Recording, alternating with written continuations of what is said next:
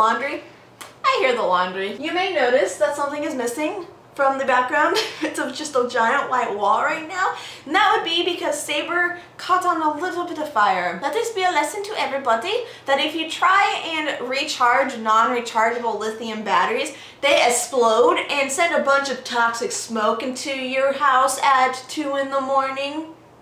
It's not fun. Saber caught a little bit of the spark. She didn't catch really on fire. She just has a few burn holes in her now. And I feel so sad. It's really depressing. There's also a hole in the couch. It's really bad. She'll be back. She'll be back. We just gotta get her patched up and cleaned up a little bit. It's fine. But anyways, today we are going to continue with our winter 2013 anime first impression things. Today we're going to be talking about Kotoura-san, which I actually wasn't really interested in checking out. I thought it was just another romance, high school, slice of life, oh, this is really boring type of thing. And I was wrong. Usually when you do a first impression of something, what happens in the first episode is kind of up for grabs to be talked about. However, with this one, I think the less you know, the better, because the first episode was just so brilliantly done, and I think it would be a disservice to it if I gave away too much of it. What I will say is that Kotoura-san is about a 15-year-old girl who has been able to read minds since she was very young. It's a fantasy, comedy, slice-of-life, high school romance drama that is completely worthy of all the hype and praise that it's getting right now. The writing, the pacing, and the emotional tone is captivating and moving, gripping the viewer from the very first second all the way through to the ending credits. With well-timed musical cues, and awesome use of color scheme, and flawless transitions,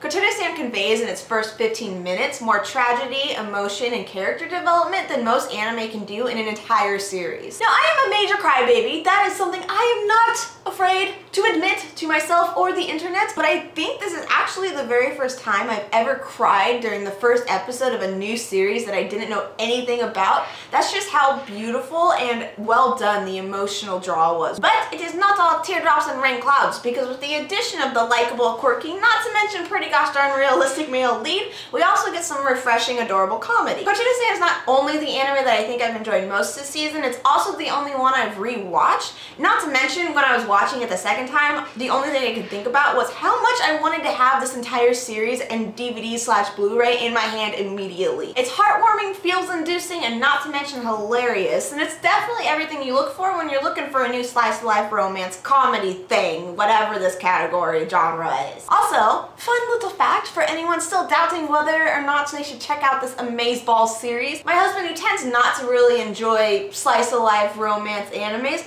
loved this series so much so that after I showed him the first episode, I was like, oh, okay, well, we can be done. And he had already clicked play on the next episode, which I hadn't even seen yet. He was just that excited about it. He loved the main male lead. He thought he was hilarious. He laughed. He cried a little bit. Don't tell him I said that. So yes, if you're still questioning whether or not you should watch it, why? I will leave a link to Kotoura-san's Crunchyroll page in the description down below. If you're international and cannot watch it, I hope somebody else who is international can help you out. I'm sorry I'm not well versed in knowing where to find animes on other websites from other countries. If I do find out from somebody, I will let you know ASAP. I'm really sorry that I don't have more knowledge about that. I apologize about that. But yeah, thank you guys so much. I'm sorry again that this is so short, but I just can't give away too much detail. I feel like I would be dishonoring you and dishonoring the show and dishonoring my mama, and I just will not be good with that. I hope you guys are having a fantastic day, and I'll talk to you later. Bye bye. Ooh,